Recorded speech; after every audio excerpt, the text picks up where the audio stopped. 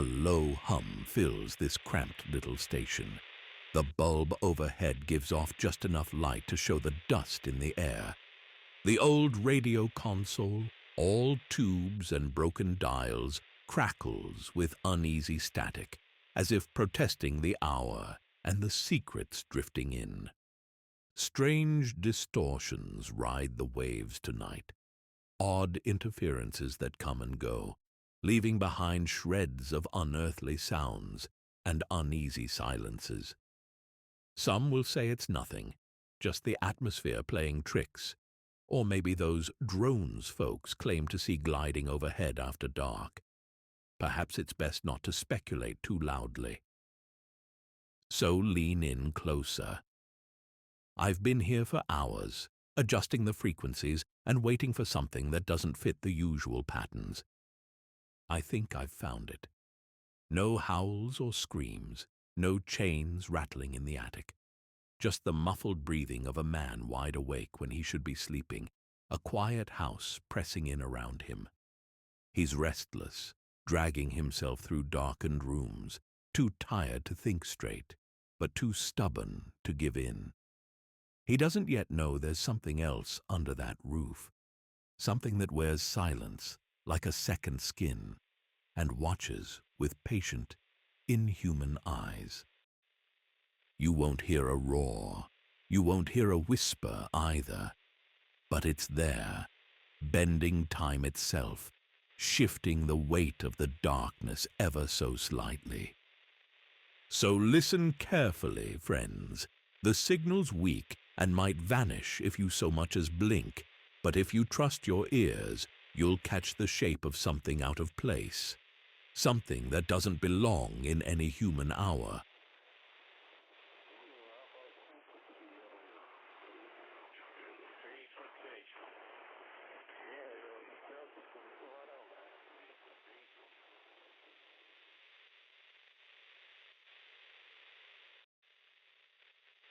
He woke at 2:45 and knew at once how this would go.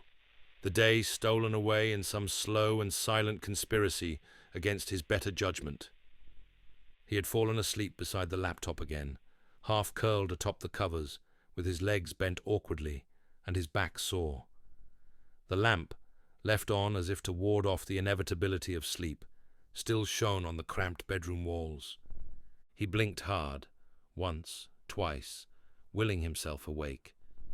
There was a heaviness in his skull, as if the hours he had lost were tugging at the back of his eyes, and there was a familiar thread of frustration running through his chest, tightening as he realized what he had done yet again. He had not intended to give in like that. He had wanted to write something, anything, before sleep overcame him. But here he was, as usual, roused from some shallow doze, with the night half spent, and no true rest gained. He sat up slowly and reached to close the laptop screen. Its glow had vanished some time after he drifted off, the machine in sleep mode or something akin to it, but still warm beneath his fingertips. The keys felt slightly greasy. He hated that feeling. Outside the old stone walls of his countryside house, he imagined fields and wind and a darkened street that led nowhere he needed to be at this hour, but he dared not dwell on what he could not see. For now he had only the room, the quiet, and a clock whose face flickered faintly on the bedside table. The numbers wavered as if uncertain, but he could make them out if he focused. 2:47 a.m. Time pressed forward as a half-remembered fact. He had to be up at dawn for the factory. He knew this. It was not even a question. Yet he had robbed himself of a proper sleep once again. Rising from the bed, he stretched his shoulders and tried not to sigh too loudly. The house was small and old, and sounds had a way of carrying through it. He switched off the lamp. Without it, the darkness drew closer, a hush of shadows along the walls. There was a slender line of moonlight at the window near the foot of the bed. He could see only a suggestion of shapes outside, tree branches shifting in the faintest breeze. He did not linger there. He did not press his face to the pane. He let the darkness guide him toward the door, and down the short hallway that led to the stairs. The stairs were wooden, old, each step protesting with a subtle creak. He made his way down as he had countless times before, one hand trailing the smooth banister. He was not afraid of stumbling in the dark. He knew this house too well. He paused at the landing, glancing toward a narrow window set high and small in the wall. At night, it gave him little. He saw only a piece of the sky, a few scattered stars, and a faint gloss of moonlight that touched the tops of distant trees. He did not think about those trees. He did not think about anything beyond what he could see right now, which was nearly nothing at all. At the bottom of the stairs, he passed through the kitchen and entered the front room. Here the air felt slightly cooler. The TV stood dead and silent, its screen an ink-black surface that caught no reflection from this angle, save a smudge of faint moonlight that penetrated the curtains. He would not turn it on. There was no point. He wanted only to fix himself a quick drink, brush his teeth, settle himself. What remained of the night stretched ahead, empty and insistent. Perhaps he could reclaim some measure of rest if he allowed himself a calm moment now. He regretted the unplanned sleep upstairs. It had stolen whatever decent rest he might have gotten if he had closed the laptop in time, turned off the lamp, and lain down as a man should when he means to sleep. He moved toward the small kitchen alcove. The cats stirred as his feet passed by. There were 3 of them, and they had made their places known in this household. They were quiet creatures at this hour, neither playful nor skittish. One rested near the armchair, curled into a perfect coil of fur. Another settled on the far windowsill, half in shadow. The youngest, the ginger kitten, lay close to the low table beside the sofa, his eyes half open, regarding the man without judgment or interest. He twitched an ear. His tail stretched once, and then stilled. He seemed to understand something of this nocturnal pattern. The man awake at an ungodly hour, the hush of the house, the faint tension that hovered in the silence. In the kitchen the man found a glass. He filled it with water from the tap. The pipes rattled softly, but he knew that sound well. He took a slow sip. The water tasted faintly metallic, the way it sometimes did late at night, as if the quiet hours gave it a different character. He stood there, the glass in his hand, and breathed through his nose. The factory shift would come soon enough. He knew that if he stayed awake too long now, he would pay for it. Yet he could not simply climb back into bed. He felt unsettled, dislodged from the natural order of sleep. The frustration curled in him again, and he closed his eyes, inhaled, exhaled, tried to let it pass. This was no time for anger. He would manage. In the bathroom now, he set the glass down and retrieved his toothbrush from where he kept it on a small shelf near the sink. He brushed his teeth in the dark, guided by memory. The dull taste of mint helped to anchor him. The rhythmic sound of bristles against enamel, the slight foam, all these tiny sensations grounded him. When he was done, he rinsed the brush and shook it dry. His reflection was almost a silhouette in the darkened mirror above the sink, but he knew his face well enough, lined with fatigue, mouth drawn tight with quiet disappointment. He should have known better than to write so late.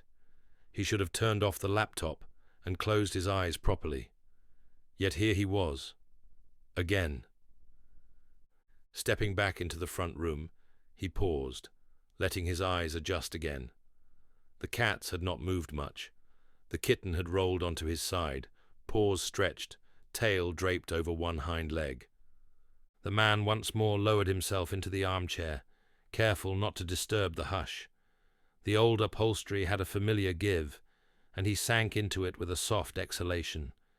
He let his head rest against the back of the chair, and for a moment he felt as though he floated in a space without boundaries. The darkness offered no horizon, the silence no promise of sound. Only the faint stirring of a cat's fur against fabric, the subtle shift of his own breathing. He thought of the flickering clock upstairs and its uncertain digits. He felt sure it read 2:47 a.m. when he left the room, but now he had no way of knowing how many minutes had passed since. Perhaps 5, perhaps 15. Time in this hour felt malleable, bending to the shape of his thoughts. He did not want to think too much. He wanted only to exist here, to let the irritation simmer down into resignation. He would rise before dawn, and he would go to work as always, and he would carry the fatigue behind his eyes like a private burden. No one there would ask. Everyone had their own quiet battles. He listened. The wind outside might have been stirring leaves, but he could not be certain. The faint line of vision he had through the narrow window, the single glance he permitted himself, had shown only a darkness broken by a bare suggestion of branches and sky. He would not conjure images of fields or roads. He would not imagine more than he saw. This was enough. The house, the chair, the cats, the silence. He remembered sitting here countless nights before. Sometimes he woke early from some bad dream and came down to find solace. Sometimes he never slept at all, trying to write late into the night, hoping to produce something worthwhile. Often he failed, and ended just like this, empty-handed and weary. Yet he had grown accustomed to it. The quiet of these hours served as a strange companion to his restlessness, as if the darkness conspired to teach him patience. He leaned forward a little, elbows on knees, and picked at a loose thread in his dressing-gown's fabric. He let his gaze wander over the shapes of furniture in the half-light, the low nest of tables where he had placed the empty glass, the silent television, the outlines of books on a shelf near the wall. All ordinary things rendered mysterious by the hour, by the hush that wrapped around them. He wondered if anyone else in the world was awake like this, caught between one day and the next, neither here nor there. It was a foolish thought. Of course, many people were awake, but he felt alone just the same. The ginger cat shifted again. The man watched its slow breathing, the gentle rise and fall of that small body. He tried to match his own breathing to the cat's, to slow himself down, to let go of the frustration that still clung like a film to his thoughts. There would be time to be angry at himself later, or time to resolve to do better tomorrow. Now he had only this moment, this strange interval carved out of the night, and he could either resent it or accept it. He tried to choose acceptance, though it was never easy. He remained in the armchair and let the silence close over him like a slow tide. The hush of the house pressed in, and he discovered that the frustration he had carried, the anger at himself for falling asleep in that careless manner, had settled into a calmer state. He would not say it was gone. Such things never vanished cleanly, but its edges had dulled. He had chosen acceptance, and acceptance gave him space to breathe. He listened to that soft breathing, the slow intake and release of air through his nose, and it seemed that even the cats conspired to keep this equilibrium. The old house around him offered no protest. In that stillness, he felt the lingering taste of mint from his hurried brushing of teeth. He tasted it on the back of his tongue. It reminded him that he had certain rituals, and he had performed them, and now here he was, in the dim front room at some nameless hour before dawn, neither fully rested nor completely defeated. He was simply here. He tried to let that suffice. He closed his eyes, listened. He heard no voice, no wind now, just a faint ringing in his own ears that came from listening too hard. The light within the room was minimal, a slender offering of moon through the curtains, the harsh white flicker of a passing car's headlights. When he reopened his eyes, the darkness had shape.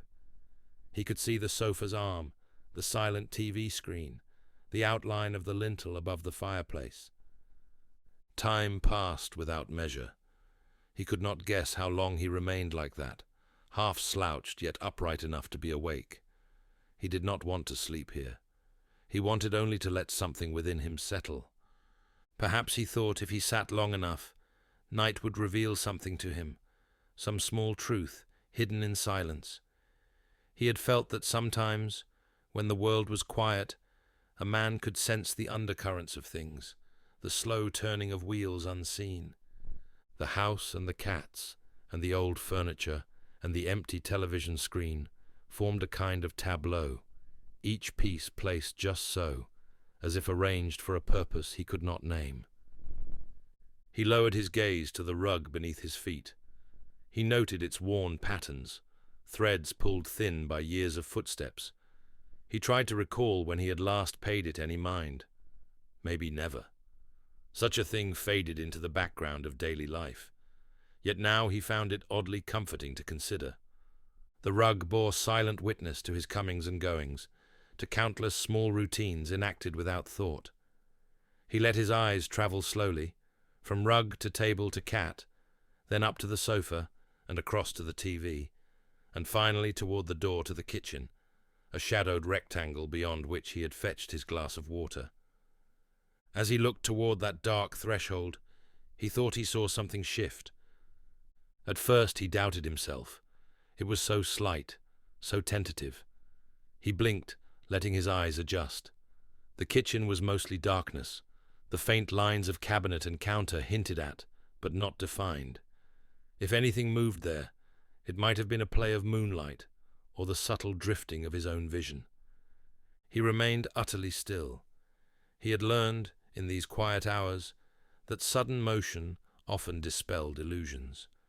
Best to remain as he was, and see if the sensation persisted. The cats did not stir. That was important. Cats often knew before a man did if something crossed the threshold. If the kitten did not raise his head, did not lift an ear, then maybe there was no cause for alarm.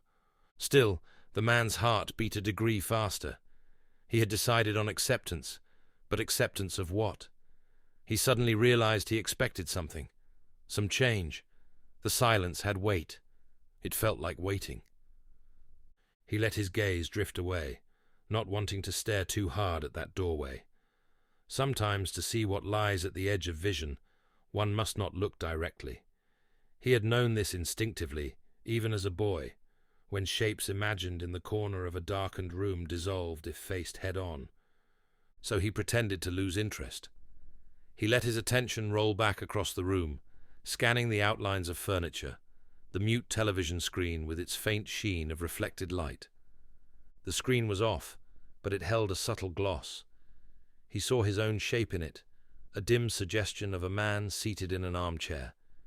He saw the sofa behind him too, a ghostly doubling of the room's layout. He focused on that reflection and tried to breathe evenly. It was then he caught it more clearly. A movement at the periphery of his vision, to his right, near the kitchen door. He did not turn his head. Instead, he let his eyes shift, just enough to register a shape passing silently through the gloom, something small and slender. His breath caught. The cats did not move. The hush remained unbroken. He forced himself to relax. There was no point in panic. He could not explain what he saw or thought he saw, but panic would serve no one. He released air through his nose, slow and steady, and looked again to the TV's black screen. The reflection was faint, but discernible. The sofa's silhouette etched in darkness, the table beside it, the empty glass. If something crossed the room behind him, he might catch its outline in that improvised mirror. For a moment, he saw nothing. Just the known shapes of his meager furnishings. Then, slowly, a figure slipped into view, as if stepping from behind a curtain of shadow. In the reflection, he watched it approach the sofa. He could make out no details at first. It was roughly the height of a child, but its proportions seemed off. The head was too large, the limbs too long and thin. He tried to count the seconds of his own breathing, to ground himself in the fact that he was awake, that this was happening. The figure moved without a sound. The cat slept on. He swallowed hard. His throat was dry. He thought he might reach for the glass on the table, but he did not dare move his arms. He felt that even a slight gesture might break the fragile equilibrium of this moment. Instead, he watched in silence. The figure paused near the sofa, and then, with a careful motion, lowered itself onto the cushions. He saw it lean forward slightly, as if settling. Its silhouette in the TV's reflection showed a head bowed in quiet consideration, long arms resting on its knees. The entire posture radiated a calm that belied its strangeness. It did not lunge or threaten. It acted as any visitor might, taking a seat and waiting.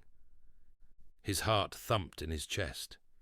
He waited for the cats to react, but they remained restful. The ginger kitten showed no sign of unease. The other two were equally indifferent.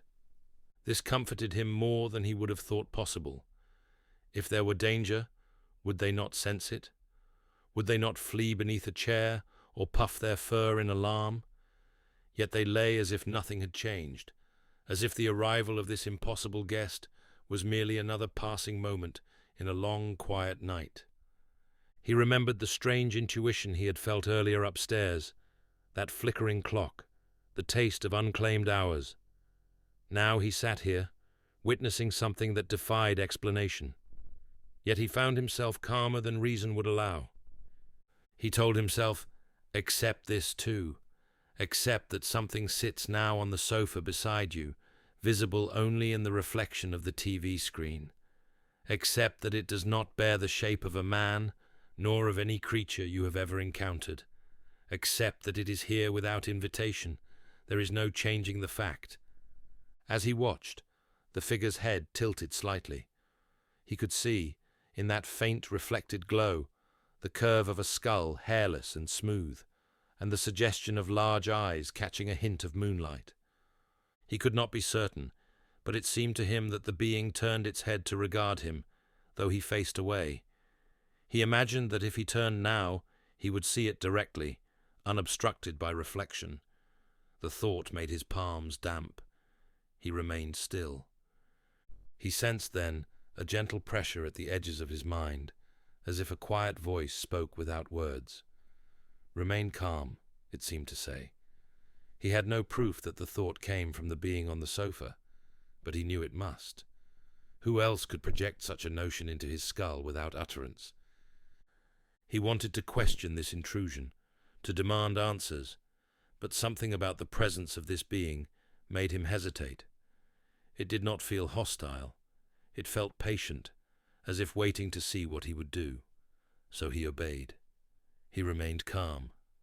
Time slowed. He tried to track the rise and fall of his chest, to keep his breathing measured. The cats breathed with him, a chorus of quiet little sighs in the darkness. The figure on the sofa did not stir. It simply sat there, as though testing his resolve. The man wondered if this was some dream, but the clarity of his senses argued against that. He could feel the texture of the armchair beneath his fingertips, the faint ridge where the padding had worn thin, the tautness in his neck from leaning forward too long. Dreams lacked such small, insistent details. He thought of the factory shift ahead, of the morning light that would come in due time. He thought of ordinary things, a cup of tea at daybreak, the sound of radio chatter in the break room, his co-workers lost in their own fatigue. The memory of these ordinary rituals steadied him. Whatever this was, he still belonged to a world governed by sun and toil and routine. This presence, this figure, could not undo that. The figure moved slightly, a shift of posture. Through the reflection, he discerned that it lifted its head higher, perhaps scanning the room. He saw narrow shoulders, slight arms, hands that ended in 3 long fingers resting on its knees. He tried to note each detail without panicking. The being had no discernible clothing, no discernible gender or age, just a form alien to him, perched there as if it had every right. He longed to turn and see it plainly, but some deep instinct counseled patience. He did not want to startle this visitor, or himself. He considered addressing it with words, but what language would he use? Would speech shatter the silence in some irrevocable way? He thought of the kitten, the way it communicated with a flick of the tail or a slow blink. Animals exchanged meanings without words. Perhaps he could do the same, remain composed, let the moment unfold. The figure still did not speak. He felt no further pressure in his mind, just that first gentle urging to remain calm. Maybe that was all it wanted, to ensure he did not flee or lash out. He had no weapon anyway, nothing but his own trembling composure to hold him firm. He glanced at the cats once more, still unmoved, as if they had welcomed this presence long before he became aware of it. He tried to recall if he had read stories of such encounters, old tales or rumors told late at night. He had heard strange anecdotes, but nothing prepared him for the quiet immediacy of this. There was no bright light, no thunderous sign, only the soft infiltration of another being into his familiar world. The lack of drama itself unsettled him.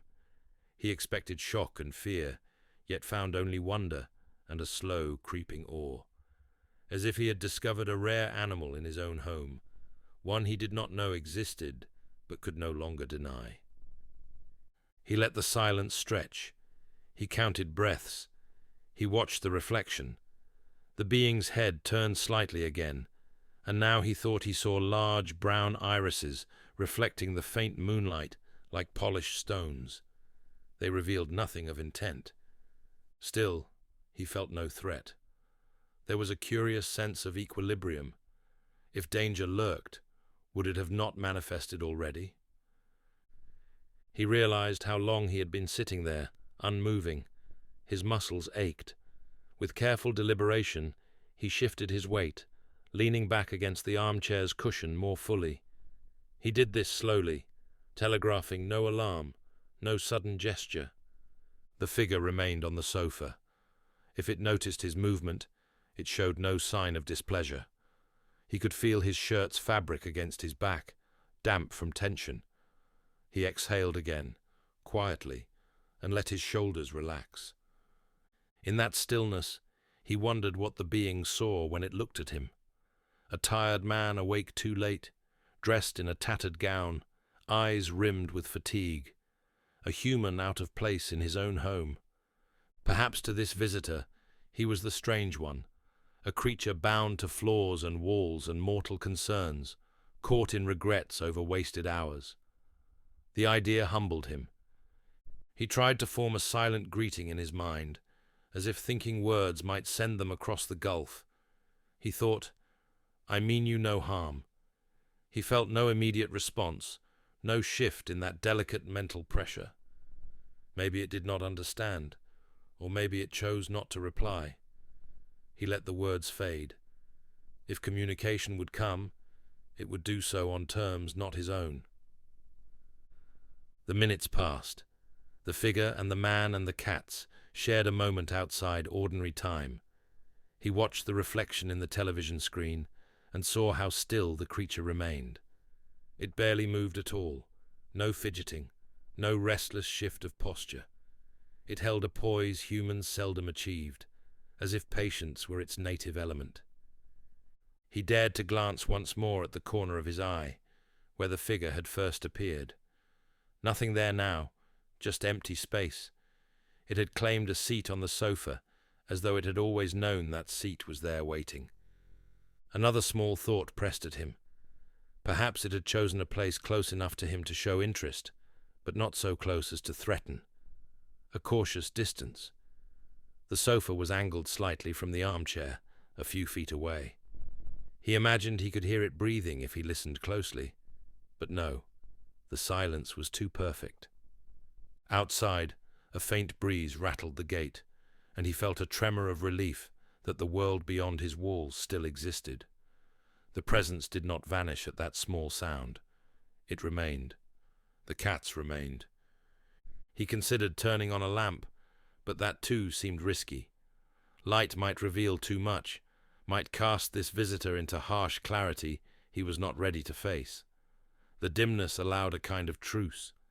He decided against altering the environment. He tried to recall every detail he had noticed so far.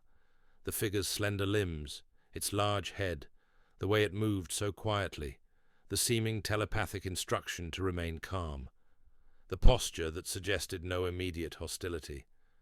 Could it be curious about him? He imagined so. Why else appear silently in a person's home at such an hour and do nothing but sit? A part of him wanted to ask 1,000 questions.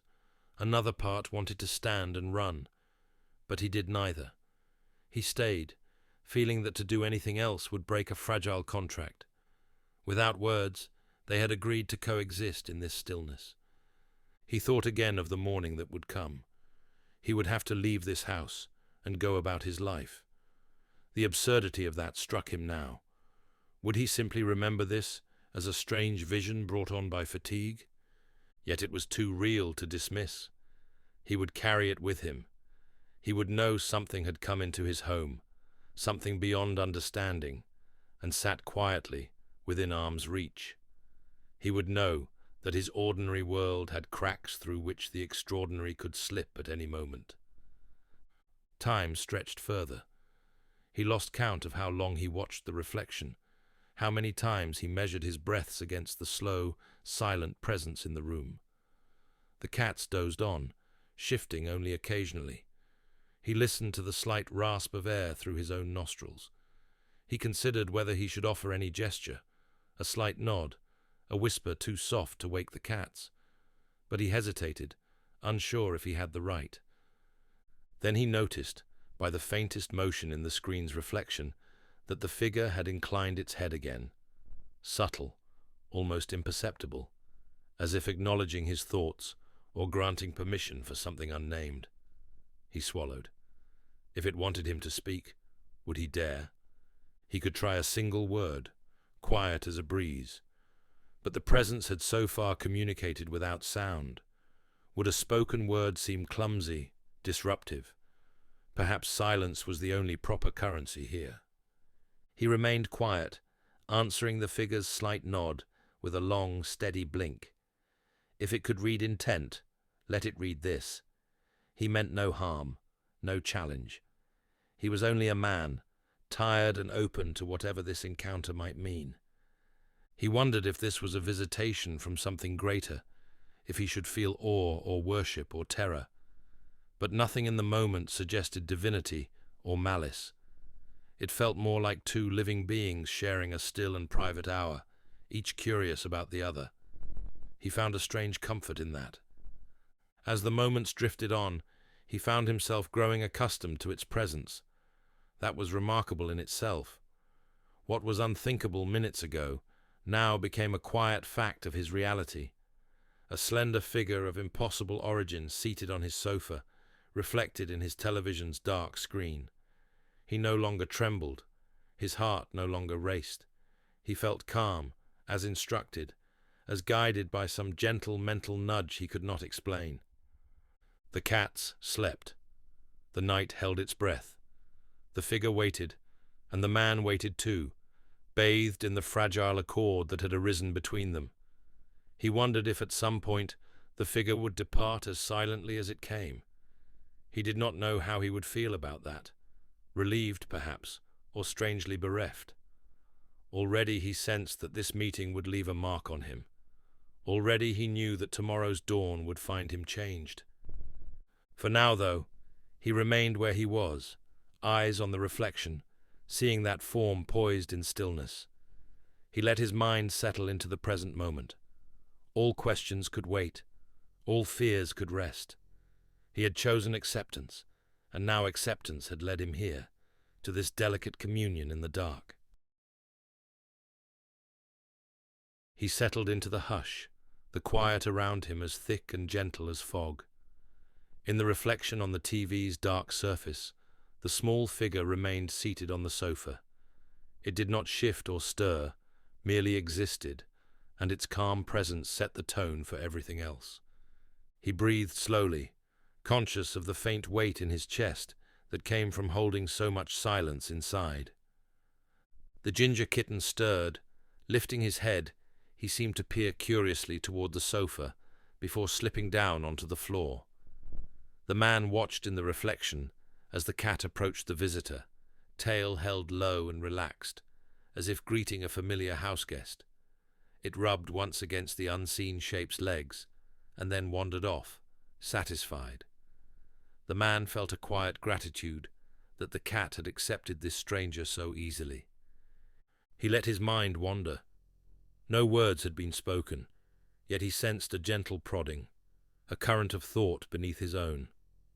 It was not invasive, not a voice, just a kind of subtle guidance, as if the presence behind him had placed a finger lightly on the scale of his introspection, tipping it towards certain subjects he'd usually skim over or push aside. He did not resist. The night invited reflection, and he had nothing to lose by following these half-formed trails. He found himself recalling small things first, news stories overheard at work, fragments of headlines that drifted past him on the radio during early morning shifts, reports of distant wars he never fully understood. He remembered images flickering on waiting room televisions, cities turned to rubble, desperate faces he could not name. He had always felt a dim unease at these scenes, but now that feeling sharpened. Not anger exactly, but a sorrowful question. Why must it always come to this? His thoughts flowed onward, toward the way he and his co-workers sometimes spoke in hushed, cynical tones about how life never seemed fair, about how pay never rose to match the cost of living, how certain bosses or officials seemed untouchable, how the rules bent always in the same direction. He had never deeply considered the pattern, but now the pattern considered him.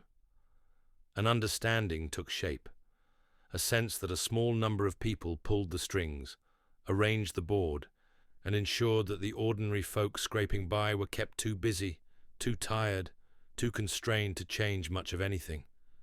It wasn't a new thought, but the clarity of it startled him. The presence at his back did not push him toward outrage, only recognition. He let his mind follow these threads further, linking the poverty he'd known since childhood, those long weeks when his family rationed every scrap of food, to larger injustices he barely grasped. Industries poisoning rivers, forests stripped bare, animals vanishing. He recalled stories he'd heard about entire communities displaced by floods or droughts, fueled by some global shift in the climate. He hadn't given it much thought before. Now it rose to the surface, a tapestry of harm and loss. He sensed that the world was off kilter, rigged in favor of those who profited from all this damage. He shifted slightly in the armchair, careful not to spook the presence or the cats. The kitten hopped onto the low table now, grooming itself without a care. The visitor remained a silhouette in the TV's reflection, a patient listener. The man wondered if it was pleased or saddened by these realizations. He could not tell. What surprised him most was that, beneath these grim thoughts, he felt an odd current of hope. He remembered acts of kindness, neighbors helping neighbors during the pandemic, strangers sending money or supplies to foreigners they would never meet. He saw how people, when not cornered by desperation, often reached out to one another. Humans were not monsters at heart. They cared, if given a chance. He thought of small gestures of his own to friends and family. Trifles, maybe, but they spoke of a natural inclination toward empathy. How can a species that shows such warmth in small circles allow so much suffering on a grand scale? The difference, he realized, lay in systems too vast for any one person to fight alone. People made selfish choices sometimes, not because they wanted to, but because they found themselves forced by circumstances they didn't control. He saw now that the world's cruelty often stemmed not from individual hearts, but from structures designed to channel wealth and power upward, leaving the many to scramble for scraps. It made perfect, terrible sense. At the edge of his mind, a new idea formed. It was not presented as a fact, more as a gentle whisper, a question he could not ignore. What if the world's visitors, this strange figure included, had been observing for a long time, quietly watching humanity's struggles, noting their capacity for kindness as well as their capacity for harm? He imagined distant eyes studying Earth from afar, seeing both its beauty and its wounds. Perhaps they had hoped humanity would find a better path on its own, but time passed and the wounds deepened. He caught himself thinking of stories he'd dismissed as nonsense, odd lights in the sky reported by farmers or sailors, sudden apparitions that vanished without explanation. Before tonight, he never gave them much thought, chalking them up to rumor or mistake. But now he wondered, what if such sightings were gentle introductions, small hints dropped here and there to accustom people to the idea that they were not alone? No grand revelations, just brief, quiet nudges, growing in frequency over years. A light near some remote hills one month, another over a distant city weeks later, building a silent archive of sightings that would settle into collective memory. He pictured how that might work. People growing used to these puzzling lights, shrugging them off at first, then slowly coming to accept that something else moved out there. Each new report chipping away at disbelief, until one day the question of other visitors no longer seemed so absurd. The man felt a pang of awe, imagining a careful, gentle strategy unfolding over decades, maybe centuries, all to prepare humanity for a truth it wasn't quite ready to swallow whole. He did not know why, but he felt sure that this encounter, his encounter, fit into that pattern. Perhaps his experience would remain private. He might never speak of it, or if he did, few would believe him. But it might shape how he saw the world, how he responded to the changes yet to come. Maybe this was part of the plan. One by one, a handful of individuals given small glimpses, so that when the bigger signs appeared, some would meet them with calm acceptance rather than panic. A knot tightened in his chest at the enormity of it all. Yet the presence behind him offered no reassurance in words, only the continued quiet. He let the thoughts settle, letting them mingle with his own memories and fears and hopes. He saw humanity's plight now in clearer terms, a species caught in its own snares, clever but short-sighted, good-hearted yet easily led astray. Perhaps these visitors understood that humans needed guidance, not domination, and that such guidance must come slowly, softly. The kitten hopped down again, padding back toward the sofa. The man watched in the reflection as it rubbed against the visitor's legs once more, then curled up at the sofa's base, as if settling near a trusted friend. The man smiled despite the gravity of his thoughts. If the cat accepted this being so readily, then maybe fear was misplaced.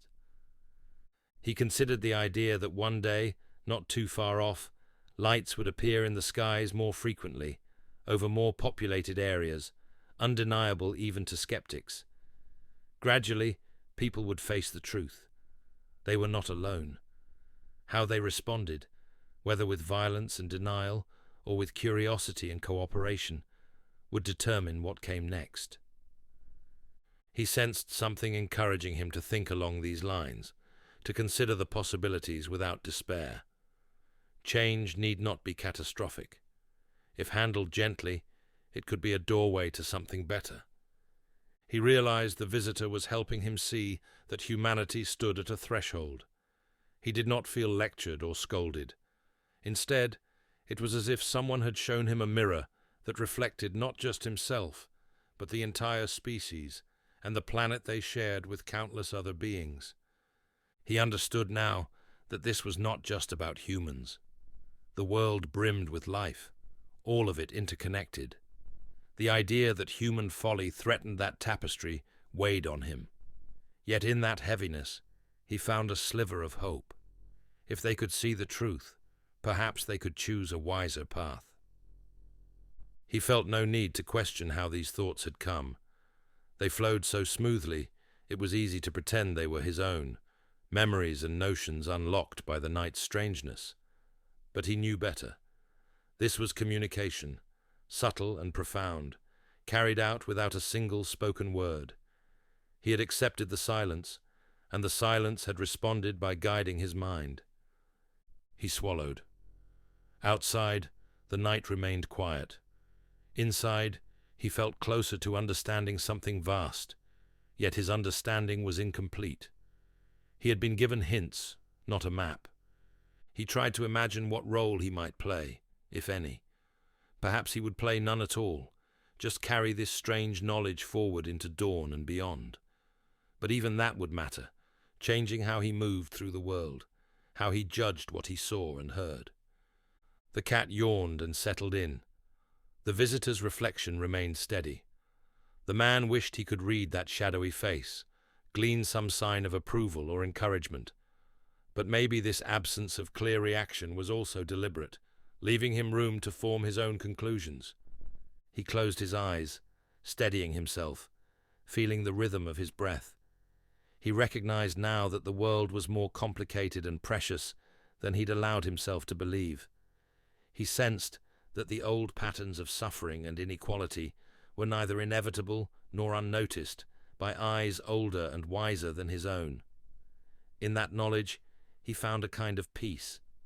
It would be a long journey, for humanity and for him, but at least he glimpsed that another way was possible, that help might come if humans learned to accept it. He opened his eyes again. The reflection remained, unchanged and patient, the kitten curled beside the creature's legs, and he in his armchair with a mind full of newly minted understandings. He waited, letting the subtle influences fade into the background, leaving him alone with his thoughts. Gradual, gentle introduction, lights in the sky, growing frequency, a soft approach. Humanity not condemned, nor abandoned, but quietly encouraged to rise above its failings. The idea felt both strange and oddly comforting. He breathed in, breathed out, and the night stretched on without hurry or explanation. In that deep quiet, he felt the presence beside him remain steady for a while longer, as if both he and the visitor were considering what had passed between them. The ginger kitten still lay near the sofa, relaxed and heedless of the strangeness that had graced these shadowed rooms. The man let his eyes drift again to the TV's darkened screen, its surface serving as a faint, black mirror. There in the reflection, he could still discern the slim outline of that other form, poised in patient silence. If he was to turn now, he might see it fully. But somehow that desire had faded. He did not need to fix every detail in his memory. He understood this encounter as a first rather than a final, a soft prelude rather than a singular event. The presence had guided his thoughts, shown him worlds of meaning without uttering a sound. That was enough. He noticed then the slightest stir in the reflection, a tilt of the figure's head, a shift of weight. The kitten, as if reading some subtle cue, rose and stretched, stepping toward the visitor's legs. The small creature rubbed its head lightly against that strange silhouette. The being responded by lowering an arm, stroking the kitten's ginger fur with long, careful fingers. In that gesture, there was a gentleness that stirred something in the man's chest. He felt a quiet gratitude that the cat had become a bridge between worlds, accepting this impossible guest as one might accept an old friend dropping by unannounced. Then the visitor moved. In the screen's faint reflection, the man saw it stand as effortlessly as a shadow shifting in candlelight. No scramble, no sound, just a fluid rising to its full, slender height. The kitten stepped back, unalarmed, and turned to settle again on the rug.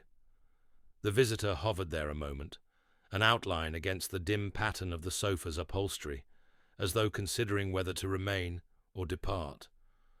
The man sensed something unspoken in that pause, a quiet acknowledgement, a shared understanding that they would meet again in some form or another. Not necessarily in this room, not necessarily this being and this man, but on the larger stage of time and in the change that lay ahead. It felt as if the visitor were expressing a subtle optimism, an excitement even. Strange times would come, some difficult, some wondrous, and yet they would be worth enduring, if only to reach a kinder horizon. In that silence, He could almost feel the visitor's quiet hope for what humanity might achieve with a gentle nudge, with patient guidance rather than force. He took that sense into himself, letting it settle in the space once occupied by frustration and fatigue. The night had given him no simple answers, but instead it offered a perspective that would color his thoughts for days, months, years to come, perhaps the rest of his life. He watched in the faint reflection as the figure retreated. It slipped back toward the kitchen alcove, the same dark threshold from which it must have entered. The motion was gradual, continuous, and soundless. In another instant, it was gone, just like that, as if absorbed by the darkness beyond the doorframe. He waited, heart steady, listening for any sign, a step, a breath, but there was nothing. It was as if the visitor had never been. Yet he knew that was not true. The kitten, untroubled, circled once on the rug and flopped down, tail curling over a paw, its eyes half-lidded and serene. The man breathed again, slow and full, noting how the house's hush reclaimed the space without protest. Then, as if to confirm the departure, a soft flash bloomed outside the window, a brief white flare against the night. It lasted little longer than a blink, too slow and too smooth to be lightning. It left the curtains unmoved and the glass unshaken, yet it painted a pale ghost of illumination across the chairs and shelves. By the time he focused on it, it had vanished, leaving only the memory. He found himself neither afraid nor astonished. It all felt vaguely dreamlike now, as though the past minutes hovered between waking and sleeping. He did not question the reality of it. Reality, he understood, was wider and more malleable than he'd allowed. He wanted to linger on this thought, but he also felt the tug of ordinary life at the edges of his mind, the approaching dawn, the factory shift, the bed waiting upstairs. He stood slowly, joints stiff but not painful. He looked down at the cats, who acknowledged his movement with the barest flick of ears and whiskers. He murmured a soft good night, his voice hardly more than a breath. No alarm, no urgency, just gratitude for their calm presence through it all. He crossed the room, brushing lightly past the table where his empty glass still stood, and headed toward the stairs. The steps groaned quietly beneath his feet, each creak familiar and grounding. In the hallway above, the moonlight still painted faint shapes on the walls. He slipped back into the bedroom. The laptop remained closed, the bed unmade as he had left it. The lamp was off, and he found comfort in that darkness now, a darkness that seemed less oppressive and more like a soft blanket over the sleeping world. On the bedside table, the clock no longer flickered. Its numbers shone steady and reassuring, revealing that only a handful of minutes had passed since he first descended into the quiet below. He might have laughed at the absurdity of time's elasticity, but he merely smiled inwardly.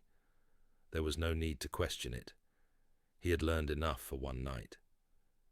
He settled onto the bed, drawing the covers over himself, and closed his eyes. The taste of mint still lingered on his tongue, the memory of the presence and its gentle communication drifting at the edge of his awareness.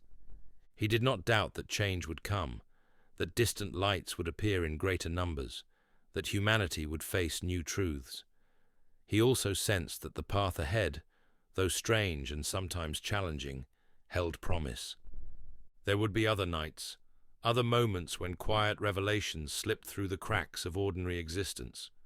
He looked forward to them, without impatience or anxiety, just a calm acceptance that he was now part of something larger than his solitary struggles. And if, in the days to come, he felt that old frustration nipping at him again, he would recall the patience of that silent visitor, the gentle press of thought that encouraged him to see beyond the surface. For now, he let the night have him. Dawn would find him changed in subtle ways, though outwardly nothing would seem different. In the darkness of his bedroom, he drifted, half dreaming already, content to carry forward the hope that had been placed, softly and without fanfare, into his heart. And so he slept, while the world turned under quiet stars.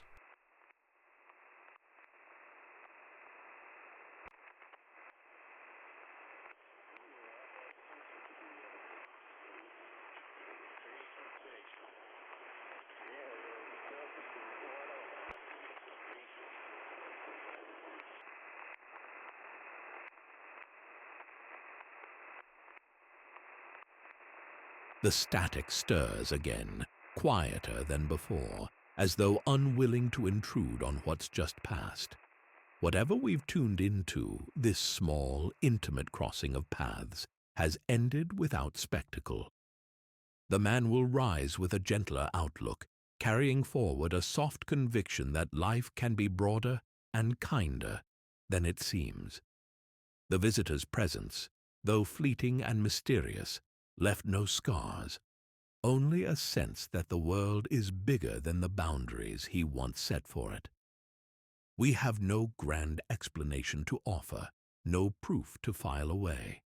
The night has receded into silence, and we've caught only this slender story of a stranger who arrived unseen, offered quiet understanding, and vanished again in a brief white flash. If we strain too hard to define it, we'll lose what made it matter. Sometimes it's enough to know there are moments when comfort arrives from unexpected quarters, and that a soul can find calm where it once found only restlessness. The dials steady now. The humming tubes settle into their familiar glow. We'll let the silence take over. Let the house and its occupants drift back into ordinary time. The outside world will come calling soon. Dawn, work, routines. But he'll carry, deep in his bones, the memory of that calm presence and its gentle promise of change. That's all we need to know. That's all the night is willing to share.